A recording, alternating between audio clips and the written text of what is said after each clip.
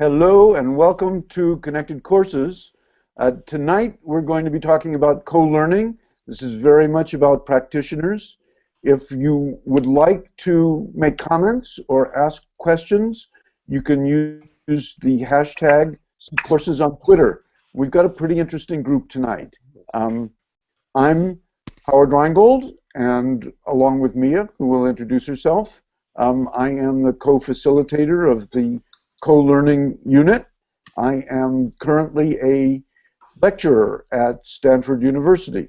So why don't we start with Kathy and briefly introduce ourselves. Hi, I'm not sure if you can see me. I can't see any of you. I've lost everything. Can you hear me? Yes, and we can see you. So I'm Kathy Davidson, and I'm here with 3 of my students from Duke University, where I taught for many years, and I'm now at the Graduate Center, City University of New York, running a program there called Futures Initiative, and I'm the co-founder of Haystack, and it's great to see everybody. Hi. Hi. Hi, I just saw a very beautiful little child. Hi. My daughter Tara said she wanted to say hi because she's heard so much about Howard. Claire, would you like to introduce yourself? Yeah, hi, I'm Claire Payton. I'm a PhD candidate at Duke in the history department, and I had the fortune of participating in Kathy's course last year, The Future of Higher Ed, and that was just a very transformative experience and mind expanding as far as teaching and pedagogy goes. David? Hi everyone, my name is David Preston. I teach at Rigetti High School on the Central Coast in California. Formerly I was an instructor at UCLA for 11 years and a management consultant, and I've been tinkering in the boundaries of online and connected learning and really trying to open up everything from the classroom to the curriculum to the ways in which we mentor and help one another to create value through learning. Dave. Is it me? Yes. Oh, sorry, I'm at the end of my screen. I'm Jade Davis. I am one of Kathy's students. I think I've taken 3 or 4 classes with her, including The Future of Higher Education and the book that wrote the field notes for 21st century literacies. And all of the experiences have been absolutely fabulous, and I'm really excited to be able to speak about them with everyone. Matthew. Hi, I'm Matthew Clark. I'm a graduate student in public policy at Duke. I'm a former student of Kathy's, and my research interests are in public higher education policy, especially related to non-tenure track teaching faculty. Mia. Hi everyone, I'm Mia Zamora. I'm coming to you guys tonight from the National Writing Project annual meeting in DC, although that's not where I usually am. I'm usually in New Jersey at the Kane University Writing Project, where I'm the director. I'm associate professor of English there as well. And I'm co-facilitating this evening with Howard, and we've been having some wonderful conversations about co-learning in the last 2 weeks, and this is just a wonderful culmination of focus on best practices. We're really happy to have you guys here tonight. Nick, welcome. What is up? Can you guys hear me? Go ahead and introduce yourself. All right. My name is Nick Koyama. I'm an alumni from Dr. Preston's high school class and open source learning foundation. I'm an entrepreneur. I've grown a couple of my own companies, and I feel like I have a really valuable perspective on how people are learning within school, because I got to accelerate myself during high school, and I kind of saw where people were needed a little help. So I'm excited to be here today, and thank you for inviting me. Well, we're excited to have you, and in fact, let's spend as much time talking about how to do this, because many of the people who are going to be watching this are going to be or are trying to create connected courses and institute full learning. So, Kathy, why don't you let us know, how do you get your students to create their own curriculum, create their own constitution, write their own books? How do you frame it? How do you get them out of the teacher's going to tell me what to do mode? Well, let me just say, I'm at this new university. I did my first event where I was telling people about the Future Initiative and peer learning, and what I did was said hi, bye, and I left the room, and I let them build a syllabus for the first class we're going to be teaching in the spring, and that's kind of my method. For the class constitutions that we've done in several classes, I think, I'm not sure if we did it in the class that Matthew and Claire were in, I can't remember, but certainly in a couple of the classes with Jade. We actually, we absolutely did it in the other class as well, in the Futures Ed class. We took somebody else's constitution or manifesto and then repurposed it for the classroom. So what happens is the very first day, I get out of the way, I get out of the classroom, and the students together collectively make a contract about what they think are the best practices that they want and the values that they want to achieve together in the class. The students typically also create the syllabus. We do peer grading. The class that Matthew and Jade and Claire were in, Chronicle of Higher Education, was interested in how we were running a MOOC with 17 teachers, turning a 20,000 person MOOC into an interactive experience, and they wanted me to write the columns. I said, well, that would be hypocritical. And so each week, 2 students wrote columns for the Chronicle of Higher Education, which is kind of unheard of for students to be able to write at that level. And what was amazing is the editor afterwards said, with faculty, he never would have been able to count on everybody getting their piece in Tuesday at 2 o'clock at noon to the word limit. And the students did that, and that's been my experience so far, is if students are invested in their learning, take self-governance and the sort of innovative entrepreneurial spirit seriously, they deliver far more than any professor could set the limits for. I want to ask you a question about leaving the room and enabling the students to create the syllabus. Did you give them a set of raw materials or a template, or what did they work from? Jade, can you remember, do you want to talk about what we did in some of those, or if not, I can, because I also have the failed experience of this happening too to start from.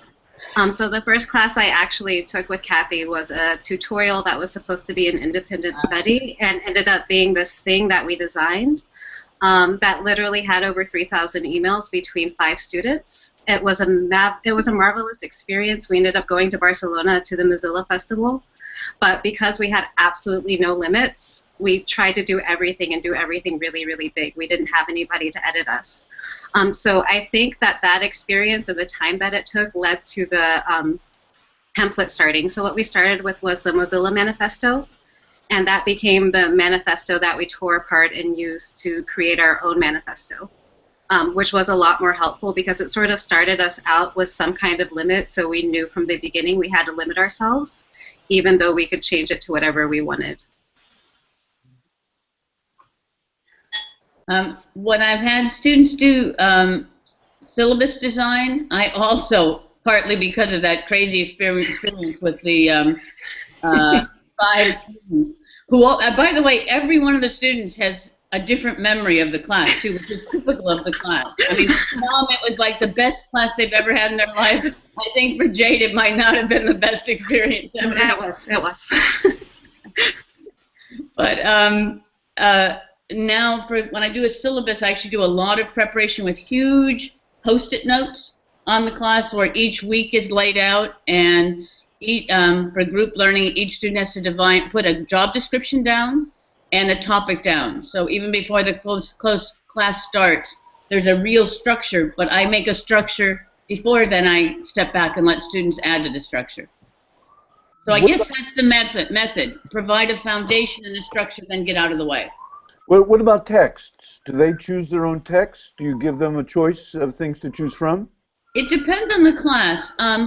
Sometimes I'll make a syllabus, and 2 students each week will read what's on the syllabus for that week before they're in charge, and decide whether they're going to use it, supplement it, or propose something different to the class. We've done that in a few cases. In the other class Jade was in, I went away to a conference and came back, and people had thrown away the contract and decided they didn't want to do the syllabus, they wanted to write a book. And they had come up with a whole syllabus for the term, including chapters, and then the part that I thought was terrifying, and I wouldn't do this on my own, was they said if they didn't turn in the book, they could all fail the course because they'd all failed the contract. That to me was, I don't know how much it was meant, but they turned in a book. It's a wonderful book that's had 20,000 downloads so far. It's called Field Notes to 21st Century Learning, and that book spells out all of these things in detail. The contracts are in there, badging is in there, syllabus creation is in there. All of the apparatus of that course is in the appendix for that book. I'd love to hear from Claire and Matthew. Could you tell us where some will be able to find that? Yes, go to Haystack and put in Field Notes for 21st Century Literacies. Okay. And we can later on put a link to it on Twitter. We'll put a link and we'll do we'll use our hashtag. Excellent. I note that you used the word terrifying, and I think that you have to acknowledge that as the instructor, it's scary to give the students that much freedom, but it seems to work out, and I think we can hear from your other students. When it doesn't work out, you learn something as well. Claire, yeah. Matthew, you want to chime in? Well, Claire and I were actually on a team together, and that was a real challenge for me. Not with Claire. Claire was great to work with and everything, but it involved a lot of learning how to learn with others. And that's not an easy thing to do. It certainly wasn't for me. And so a large takeaway for me from that course was, well, how do I learn in the context of a group of people, and what benefits are there to that? And there are quite a few. Do you want to tell what the assignment was, what the group was, and what you were doing in that group? I think that might be interesting to the audience. Yes, we were designing our own institution of higher education from scratch, which is a daunting task. But I think we did it, and I think we came up with some good ideas too. Going back to instructors who are going to try to do this, in terms of getting students into the groove of working with each other. You're the first part of that. Claire, Matthew, Jade? I don't know if I would say I have. Am I being heard? I don't know. Yes. Okay. I don't know if I can answer the question of advice to others about how to do it. I'm still sort of processing the experience of it as a student. One of the things that was really interesting about the class was how different it was from every other class I'd ever taken.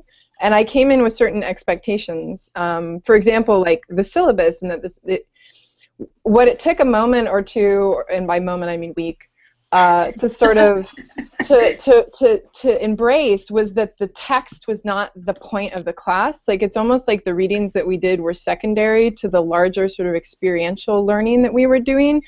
And I would almost say because it was because we still had texts, it was almost a little. I would almost say, I don't know. I'll go there. I would say almost if we had even gotten rid of the text in general, because the experiential sort of teamwork aspects that we were working on were definitely the center, and yet we were still gesturing towards having this conventional class where we would like read books and have discussions about them, but the discussions were never as deep.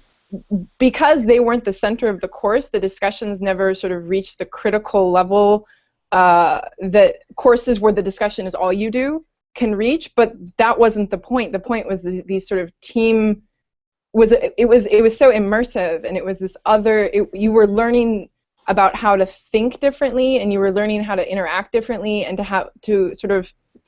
I acquired a whole new way of thinking about the process of learning, and I didn't get that so much through the reading as much as I did through the activities and the larger projects that we did. So if I had entered it thinking this was a projects-based course, I wouldn't have had this transition. I wouldn't have had this sort of figuring it out sort of transition period. But on the other hand, like being made uncomfortable and being made aware of your own expectations is never an unhealthy thing. Mm-hmm. I have a follow-up question about that, Claire, and maybe anybody else can jump in. But how do you balance the collaborative element of co-learning versus the self-driven interest that needs to sort of grow within the context of a collaboration? That's something that I find fascinating. It seems like in a co-learning environment, there's a heavier weight toward the collaborative. So I'm just wondering, what experiences you guys had in regards to being able to pinpoint your self-driven interests and let them come alive within the context of a collaboration. If no one else wants to jump in on that, I've got a kind of an interesting experience which none of the students could have had. I had them write their own letters of recommendation at the end of the class, and I wrote a beginning. And I wrote an evaluation at the end, but in between, people wrote their own paragraph about all the things they learned in the class. And it was breathtaking as the teacher, who was the only person who read all of the letters to see all of the different ways people learned. And me, I didn't put them all in a Wordle. That's a little bit of a violation of privacy. But if I had, I think self-knowledge or learning how I thought, Howard would call it metacognition. Those introspective words were the words that came out more in people's self-evaluation of what they learned, even as they were talking about project learning, than I ever in any other way would have thought about it. And I've never seen that in the literature, where somehow learning to putting together what everybody has said, learning to work with others makes you think about who you are. I mean, that makes sense as social creatures that it would.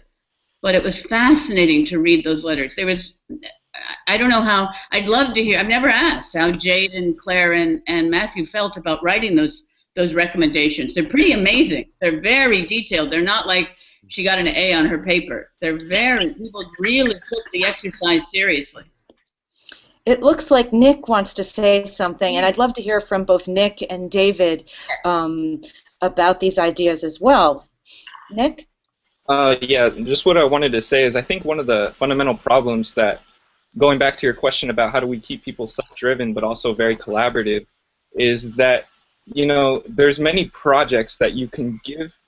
For instance, building a company, if that was the group project, well, you give one kid marketing and you give one kid development. You don't give them all marketing, because then you don't give them something they can split up into different groups. If you give each kid something that they can have as their own baby, but still be collaborative with the other big elements of the project, that will keep the self-driven aspect of it, and while the collaborative, because a developer really does have a strong relationship with the marketer and the product developer.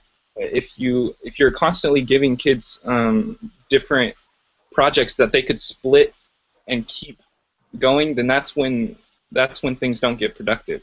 Because then then you have to have the conversation of how to split it, why to split it, and then there's different. But if you let kids have control of their own part and be their own place in the industry, so to speak, then they will take control while still collaborating.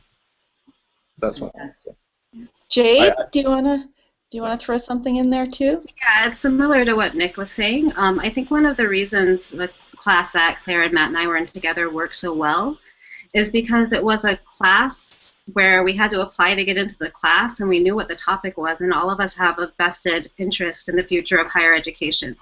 So we had grad students who are getting their PhDs, we had grad students that are getting their master's degrees, we had undergraduates that one of them is teaching this semester and another one is doing this amazing Duke-wide initiative. So we were all very much invested in the topic. So it wasn't like on an individual level, we were just like, we're just doing this because we have to do it in a group. It was, we are in this place because this is something we care about.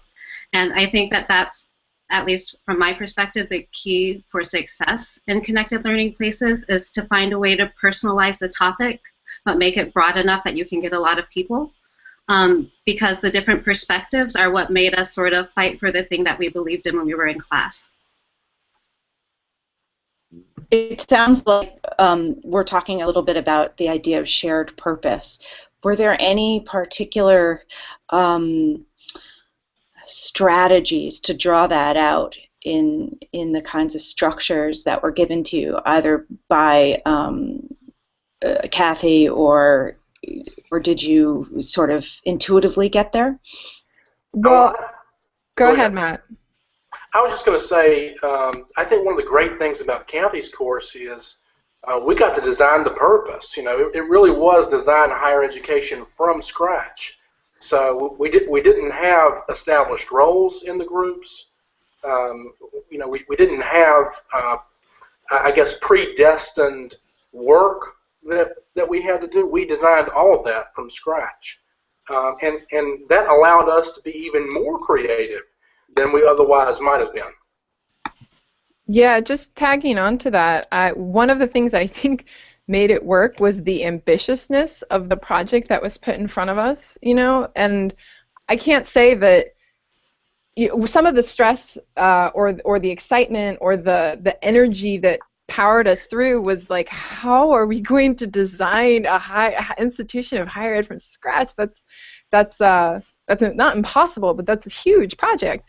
And you know, and so and I can't say that like what Matt and I produced is now going to be the blueprint of a university somewhere tomorrow, but just the idea that those kinds of questions or questions on that magnitude and also that real world implication or like real world implication are possible for are possible for us to attack as a class project instead of sort of burrowing in to a topic in the sense of, you know, trying to become like the most knowledgeable person in your class about medieval punctuation or something. You're trying to expand yourself outward, and you know, you don't arrive at the place. I didn't arrive at the place where I felt like I was done and that I had completed it and that I had succeeded, because the project was so much bigger than anything I could do. But that space of ambition, that space of like trying to do something big, I think was huge, and also was a huge part of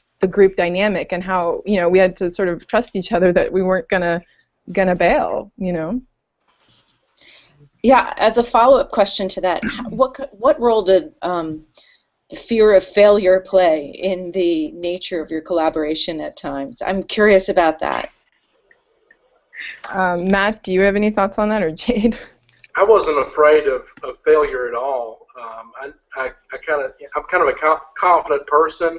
I have a strong will, and you know that was a real challenge for me. So one thing that I wanted to say is that, you know, working on a team, learning together with other people presents challenges. You know, like I said, I have strong ideas and I have a strong will. And one of the things that I learned in Kathy's course is that I could be better if I mediated some of that, if I, you know, pulled back some of my ideas, if I let others take the center stage, that I could be better. And so I think for me it was really experiencing that in spite of the obstacles, learning together really does, you know, make me more productive. And just experiencing that fact sold me on the concept. You know, one thing, we did have some failures. In the whole time I've taught at Duke, we've never had to be closed because of snow. We had 3 snow days. And because we were team teaching with classes on the West Coast, and also we had to accommodate some MFA students. I was in class for 6 hours every, was it Tuesday or Wednesday, so I could accommodate everybody. The students weren't, but I was. And we had 3 snow days. And one makeup, we decided to go on a field trip, and we got caught in a traffic jam for 3 hours. Those experiences, I think, were failures that led to astonishing improvisation and did make a shared purpose. There was a time when we were all on our doing a Google Hangout while 2 of our class members were stuck in a snowstorm somewhere. We didn't know. It was when the famous Atlanta thing happened and those cars were stuck for 12 hours on the freeway in Atlanta because of a snowstorm. A smaller version of that happened in Durham, and 2 of our colleagues were stuck and we didn't know where they were. And so it added, there were things that definitely added a shared purpose. We were also running, in addition to all this, we were running a MOOC with 20,000 people, and the students in the class were the wranglers in the MOOC, and that was very, very interesting and added a kind of external pressure on top of the creating higher ed from scratch that students were doing. It's a MOOC on the history and future of higher education, which became kind of the textbook for the class. So we've been talking about graduate students at Duke, but David Preston's got high school students who take over. David, do you want to tell us how you set the stage for enabling your students to take over their learning? You know, I smiled when Kathy introduced her strategy because it's very similar. If my students understand the prisoner's dilemma, they can leave me outside all semester long, do the one thing I asked them to do, and get an A. And the one thing I asked them to do is to consider their traditional education, their textbook approach, the question and answer approach, everything they've gotten to the point where I've met them, and then compare that with a possibility. And the possibility is to ask a big question and to consider that instead of consuming a predisposed curriculum and responding in a way that's acceptable to a hierarchical authority, they construct a masterpiece experience around that big question. And that they'll be doing that with mentors both in the classroom and outside of it. They'll be curating their work on the public internet, where they understand that there's no back row for them to slink down and be invisible in.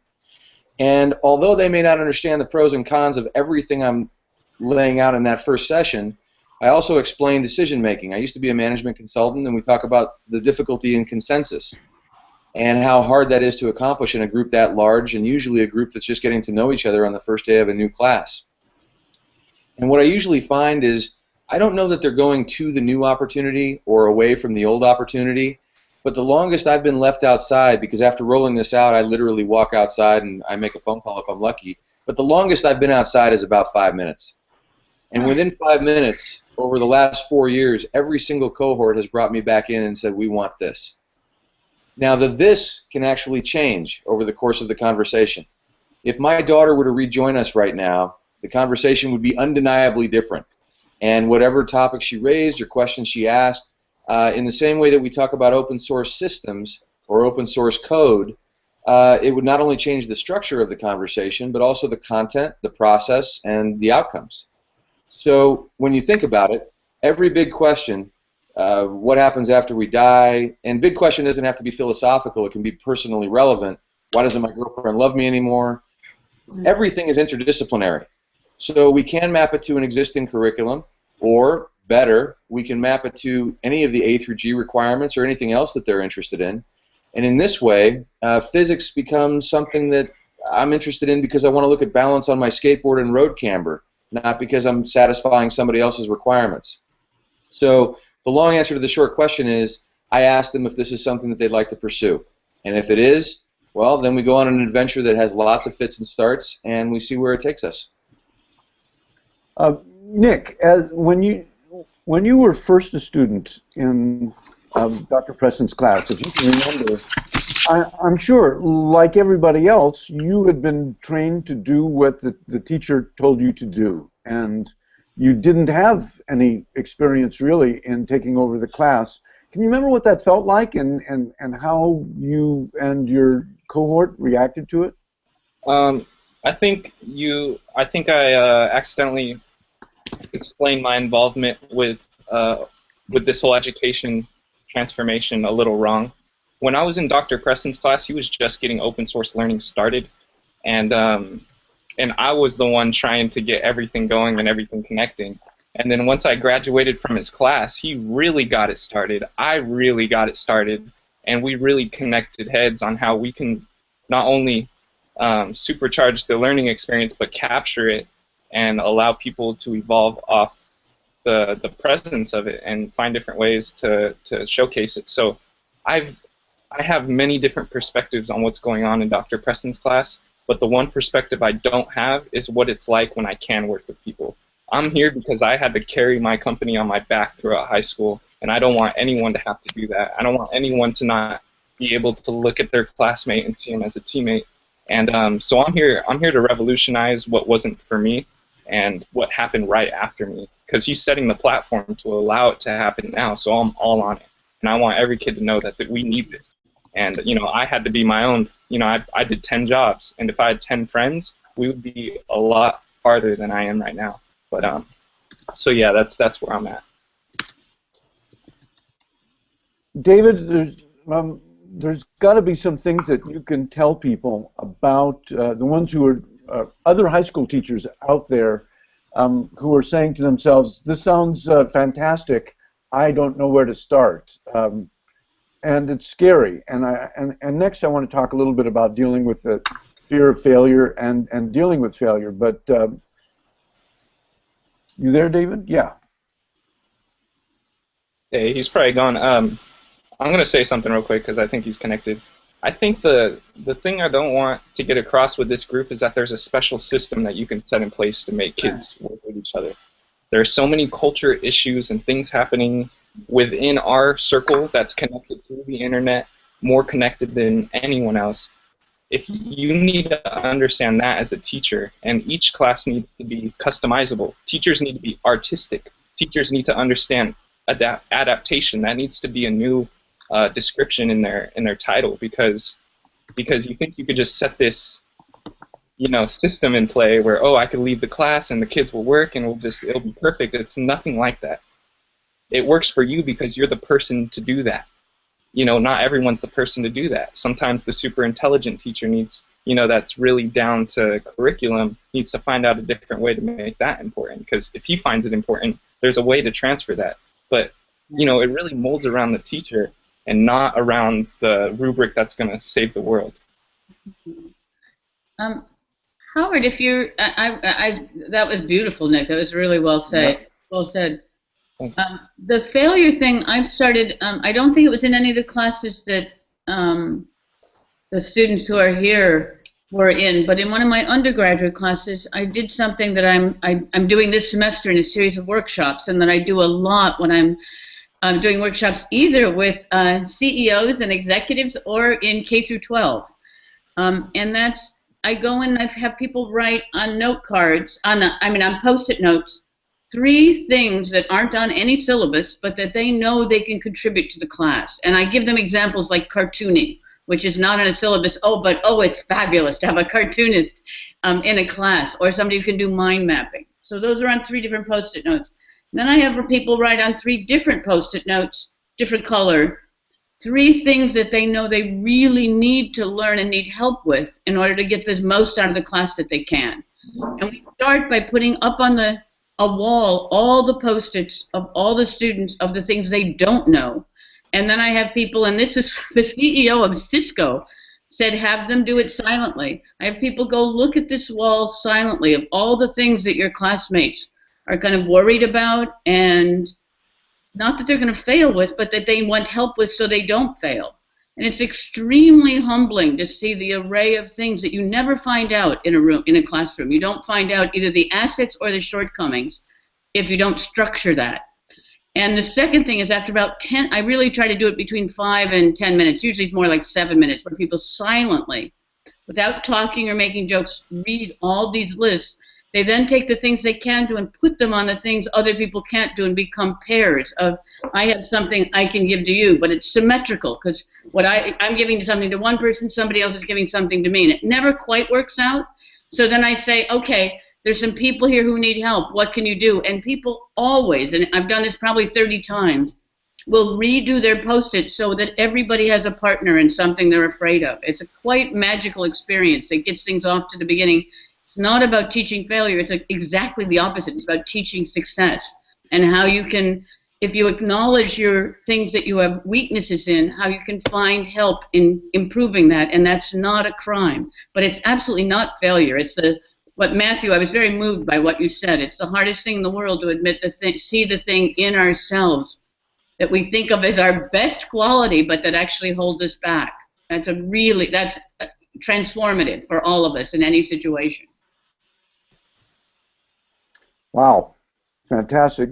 Nick, you had a reaction to that. Did you want to jump in with that? No, I just like it because it was bouncing off what I said. You can't. Yeah, exactly. Thank you for that, Nick. Yes. Yeah, no problem. You have your own system of structuring it. It's fine having systems of structuring it. Just don't have a system that's, you evolve, you build the system around the kids, and I like that. And that's all I wanted to say. It's good that you have it. And I didn't acknowledge that enough. What you said completely triggered that for me. It was great. Awesome. I also think, failure is maybe the wrong word. That so much of learning consists of trial and error, and both the instructors and the students, we're sort of trained to not expose what we don't know. We're not supposed to make errors that other people can find out about. So I try hard to model that at the beginning. I do it because I'm teaching a social media course and I'm using a lot of social media, and I try to do demos that push the capabilities of the technology, and inevitably they will fail. And I try to model, okay, something is not working the way I thought it would. I wonder why that happened. Let's see if we can fix it. So to model dealing with, well, I tell them, if you're not falling off it, you're not really on the edge. But I try to show them that it's okay to try something that isn't going to work the way you thought it would, and it's okay for other people to see that, and it's okay to probe into that, because that's where a lot of the learning is. Howard, you know, one of the things that comes up for me, especially in moments like this when the connection keeps cutting out and I run into difficulties, is we speak, all of us, from a position of privilege. We speak, all of us, from a position of having trial and error and not having it influence our identity and sense of self. Yes. When I work with young children, I see the energy and the question asking. I dropped down from UCLA to teach in a high school because I thought it would be important to capture people earlier, because my clients in the private sector and my UCLA students all regularly complained about having to recover from K through 12 just to succeed in their sense of self and their careers and their lives. It's very hard to overstate how much damage is being done from kindergarten to high school, and how reluctant students are to be themselves or take any sort of risk that involves being outspoken in class or writing on a paper, and they don't see the value of what they're doing. You know, when I got a job in a school district, none of my advanced degrees, none of my commendations, none of that outside world experience counted for anything. And I went into the meat grinder and they said, okay, here's your pay grade on the schedule and here's your job. The effect of that was a complete lack of incentivization, but also the fact was that I was told I had to take classes at some online school, and I had a PhD in education policy. I had taught the classes I was being asked to take, and it was ridiculous. So as I got correspondence that said, hey, you're remiss, you need to do this, and then I got kicked out, I realized this is what it feels like not to care.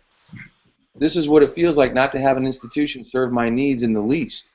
And so when I watch students come through, and you've seen the studies that say today's students are experiencing stress levels that in the 1950s would get you institutionalized, that school is no longer the place to get media or facts or a sense that no matter how difficult it is, if you get the diploma, you'll be better than your parents. We don't have those value propositions anymore. So we have, at the rate of 1 every 17 seconds, a young person jumping the fence and running from the law to get away from a free, comprehensive suite of services designed to improve or even save their lives. In that environment, the most important thing we can do is instill the kind of trust that I'm hearing from Kathy's students. And it was a great opportunity for Nick to take the stage. I texted him, this is OSL 101, go ahead and do what you do. But Nick and I got in a fight the first day he was in my class. He had been flunked by another teacher who was the traditional, you're not going to do what you're going to do in my class, get out of here. He came into my class, and the first thing he did was argue with me. And the next day I gave him an academic award because it was a pretty good argument. And it gave me the chance to role model losing an argument, which we also don't have in our culture. So I wanted, while my connection is working, to put out there for this group and for our audience that everything we can do to constructively break the mold and create the sort of cognitive dissonance that reframes failure, because failure comes from a sense of hierarchical authority. Failure is designated by somebody.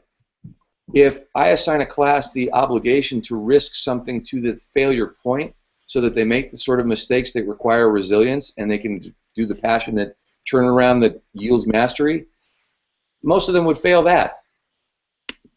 And I think what we need to instill is that sense of risk. After all, most of our students are going to have to create jobs. We don't have the political will in our communities to say, what about natural gas and what about oil refineries? Let's repurpose that talent. And I know, Kathy, your expertise is in the history of technology, but can you imagine what would happen if we actually solved some of the problems in education? We have 1,700 schools of education, give or take. What are we going to do with all that talent that's focused on the problems in the history? How wonderful would that be? So Yeah. I think that the conversation that we have to have is less how do we take existing curriculum and make it a little bit more engaging, and much more literally, I'm not afraid of turning over control to the learners. I included a link, I'm not sure if it got into the chat, but I'll happily share it. I had a young man come in last spring and say he wanted to learn to fly. Well, that was great. I could say, I don't know anything about it, but let's find you a mentor. He brought a mentor to the table and wound up taking me up in a Piper Tri-Pacer 2,000 feet over my own house. I'm relieved to report that he can fly. But you know, everything from the multiple choice exam back in 1980 when a gig cost 300 grand, that made sense. But now we're at a point where K through 12 is being asked to do things that it wasn't built to do. And so without placing fault or even responsibility, I think we can acknowledge that it's not the Zeno's paradox of the half steps from here to there that's going to make a difference. We actually have to just redesign this from scratch. And if we make mistakes, that's brilliant. We can do it in a public forum where we can learn from each other. I make mistakes all the time, and sometimes even intentionally. But I wanted to get all that in before my connection dumped out again, because I think that the kind of learners that I'm hearing from in Kathy's course either were resilient enough to get through this process, or they had the benefit of some really great mentorship early on. But that's not something that we can take for granted. Nick is wonderful, but he's also in some ways the exception that proves the rule. And so at the beginning of the year, right now we're in mid-November, it's taken me since August with some of my students to establish trust. And that's not whether I can trust leaving them on the public internet, it's whether they can trust me to honor what I've promised, because they've all heard a wonderful speech on the first day of school and they've all seen the other shoe drop. Yep. I'm really struck. Oh, go ahead, Kathy. Go ahead. You go ahead. I was just going to try and make a bridge between our work, Kathy, and David's in a way, because what I'm so fascinated about, I mean, obviously, this is a moment where education really needs a reboot, and both of you are leaders in thinking about institutional change that matters. But what's fascinating to me is I see such a profound disconnect between higher ed expectations and preparatory education that precedes higher ed, and there is no bridge. And so I'm wondering what kinds of things you envision, David, that might make students more prepared in higher ed for this kind of learning. And then Kathy, I'm also wondering from your perspective, what kinds of ways in which higher ed can really start to rethink the way they accept students into the system of university or college education, and what they should be looking for in the admissions process, because I think there's some really profound disconnect there, and what you were speaking about, David, rings all kinds of bells in my head. So Well, I'm not sure. I've got an easy answer for that, actually, because what I envision is this. Howard and I met at the Institute for the Future in 2011, and my original vision for this is exactly what's happened in the interim. Over time, you know, back in 2011, it doesn't seem like that long ago, but it was absolute heresy for me to allow students on the public internet. Now we have all of these trans-institutional connects. It's a beautiful thing to watch, and people can look at basic principles and implement these things in so many wonderfully diverse ways. What we need to do is find ways to network people together. Not everyone is personally inclined to do that. My students, though, right now are collaborating with Jonathan Worth's Phonar Nation class in Britain, with Laura Ritchie's music class in Britain, with several different universities in America. Kathy, I would love if we could create a bridge and do some things together. That would be wonderful. I would love that. And you're practically in my backyard, because I saw recently that you're doing a collaboration with UCSB. And some of our, are you doing something with the course there? We did last year. We collaborated last year with them. Okay, well, I'm late to the conversation, but that would be wonderful.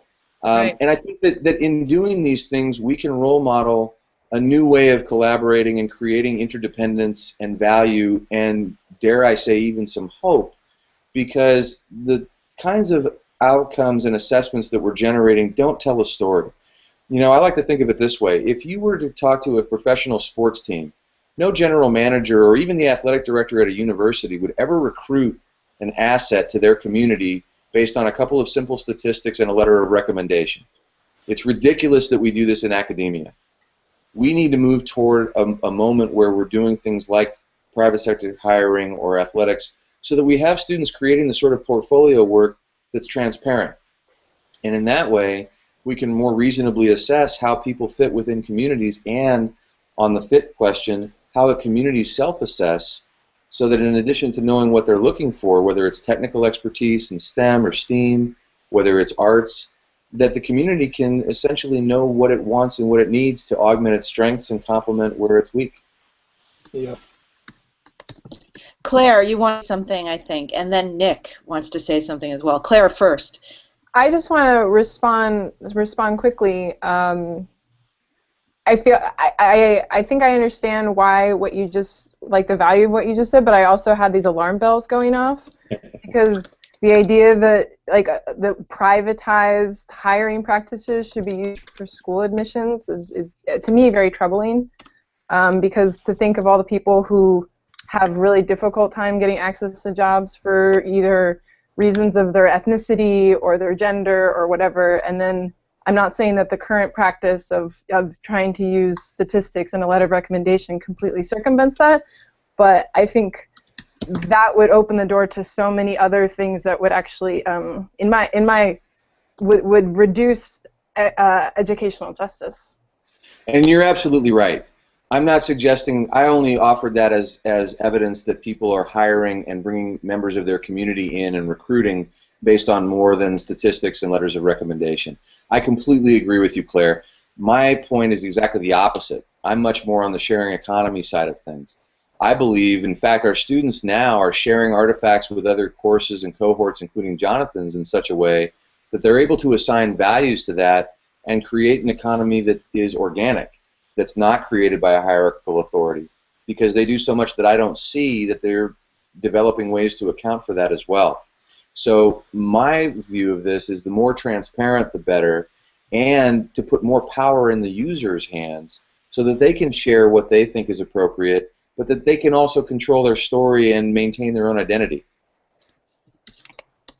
Nick, you wanted to jump in about this notion of a bridge between K through 12 to higher ed, and I think Kathy wants to say something too. So Nick, you're up, then Kathy. Yeah. As far as higher ed goes, I don't think I really grasp the problem of what's going on. You know, higher ed is very different from general ed because you have to go to one, you pay to go to another, and are expected to build your life at another. I don't see much of a problem besides the teacher engaging the kids with the kids engaging the curriculum. I don't see how, okay, so if I was going into college for my first year right now and I was paying $50,000 a semester to go, and a teacher had this brand new curriculum that was supposed to make me a learning genius, I don't see the mental block there. I see a mental block when I'm put in the general education around kids who also, it's publicly known that kids don't like school, and you should really accept that. And I don't know how else to say it, except it's us versus the system. So I think really a good way to break this thing that's going on is if teachers take more of an initiative in being transparent, in being a hero, in using their time to do what you expect them to do with their time. Dr. Preston's an author. I've seen him much times out of school talking to different schools. He's someone I want to learn from. I don't want to learn from a teacher who's not transparent. I don't want to learn from a teacher who I feel like is talking badly behind my back. I want to talk to a teacher who's just like me and who is learning just at a different point in their career. So, Mia, my reversal of that is to say that K through 12 is not going to change and can't change until higher education does, because we have had a system, at least from the mid-19th century forward, where higher education sets the goal and the admission, and everything works backwards from that. I mean, literally, nursery school is based on how you get into first grade, how you get into second grade. Middle-class parents aren't going to do things that mess up their kids' lives when they think they're going to get into higher education. So as long as higher education says standardized test scores, as long as higher education says we need these 5 subjects, the standardized curriculum of high school was set by Charles Eliot, the 50-year president of Harvard, who transformed the Puritan University into the research university. He also ran the Group of 10 all his students, who decided what the standardized curriculum of higher education would be in 1892, and it's not much different than today. Yeah. Also, the top 10 Ivy League schools, which only deal with 0.03%, not even the 1%, 0.03% of the college-age population, are the standards by which all credentialing of higher education are based. So it's an insane funnel of the most elite, richest, affluent, prepared, boosted up, protected people making a standard by which everybody else has to fail. And that to me is appalling. On Facebook today, I saw a hilarious comment where someone said, wait, for 40 years we've had a 3 strikes rule, which throws kids into jail, sometimes forever, and throws away the key for selling weed, and now rich white guys are selling weed and becoming billionaires because it's legalized in states. You know, what kind of system is this? And I think that's a funny example to be using, but it's a kind of example of the basic inequality that's built into our systems and that permeate backwards from the most privileged, not even the 1%, the 0.03% backwards to everybody else. And it perverts everything, and it puts all of us in a situation. I was the kid who was kicked out of school 4 times. If I was living now, my life would be over, right? I mean, I think things have become much more punitive now than they were even before. We've made a very, very punitive society that's also about the huge income disparity in our society and income inequality in our society. And that's exacerbated, Kathy, when so many of our high school seniors, as a reward, are given financial aid packages that they don't understand. You know, I work at a school where 82% of the seniors don't matriculate to a 4-year institution because they're not only economically but academically unprepared. But the issue is that you're putting on the golden handcuffs at such a young age that most people, you know, most of the privatized education in this country is just moving paper. Yep. You know, we're selling loan packages. And I think that one of the things that we stand to benefit from greatly through the kind of sharing economy that I'm seeing with our students developing is the adding of real value.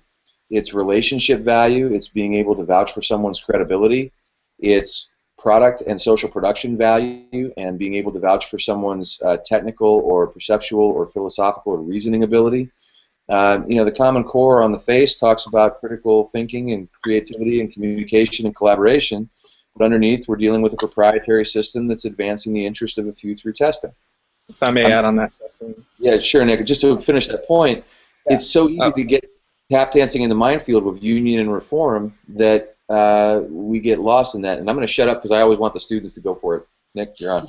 Yeah, I just wanted to make a quick analogy because I know we're almost wrapping up here. But if you think of high school as the little brother and college as the big brother, you have to realize why college became so revered in the first place, and that was because college was the place where you can get all the information, where the libraries are. Well, the internet kicked that off a cliff a long time ago, and the internet's free.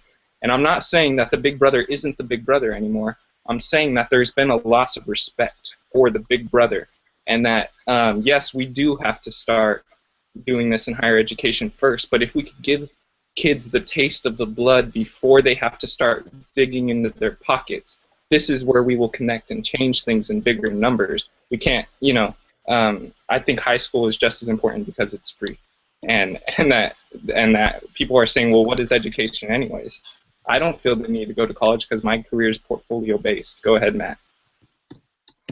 Thanks. Well, I think you said something a while back that was really important that we shouldn't glance over. There are a lot of courses in higher education right now that no one wants to take and that no one wants to teach. And there are exploitative labor practices that keep those courses in place.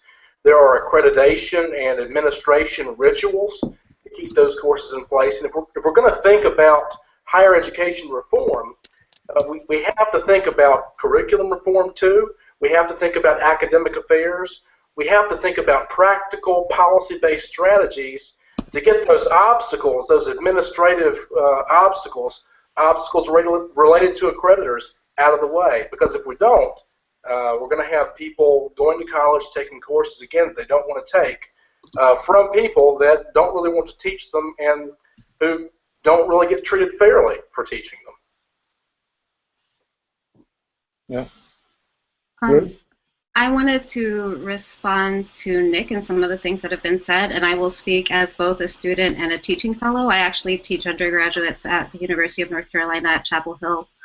And I think the thing that makes us all unique, the people that were in Kathy's class, like I said, we had to apply to be in the class, and David said that Nick is the exception that proves the rule, is that we're either self-driven or we're able to do self-driven learning. That's something that I think Kathy selected for by having us apply, and it's something that Nick has shown by becoming an entrepreneur in that first year. And that's something that's not taught in high school, and I know that it's something that I have to break my undergrads with too, because they come to the classes from a K through 12 education unable to do anything than produce these short papers over and over and over again. I think the most fulfilling thing a student has ever said to me was, I was the reason she got through her undergraduate education, because it's not that I made her do a lot of work, it's that I made her think, and I made her explore why she thought what she thought.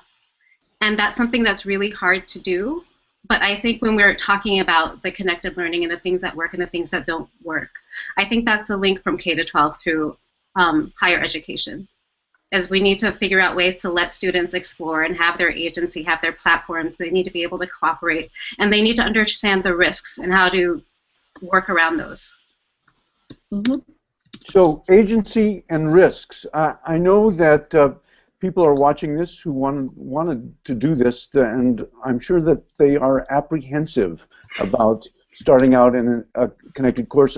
I know that I was, but we ended up talking about how do we fix the broken system, and I think that there's a direct connection with co-learning.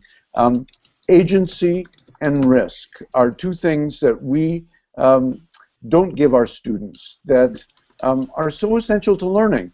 I think one of the things that I hope people who have watched this all the way through can take away from this is that in universities, in high schools, if you give your students agency, and really give them agency, give them a big question and leave the room and leave it up to them, and enable them to take risks. I mean, that's a risk that you are taking. You're showing, you're modeling that you're willing to take that risk. I'm pretty sure that you will be rewarded 100% of the time. Either the students are just going to explosively take over, or you will find that you are running into obstacles, and the problem solving around those obstacles is going to be a kind of learning that everybody is going to look back on later. So I think we're at the top of the hour here. Please check out connectedcourses.net, where all kinds of people are going to be blogging and tweeting about this. Thank you so much, Kathy and David, Claire and Nick and Jade and Matthew and Mia. This is really a great, exciting time in education because of you. Thank you so much for having us. It's been wonderful to be here for this conversation, and extremely moving to be here in this conversation with my former students. And Nick, I loved meeting you. David, I loved meeting you. Me and David, best of luck. Howard, take care. Great to see you all. Bye. Oh, thanks Thank very you much. so much, guys. Thank you. Bye.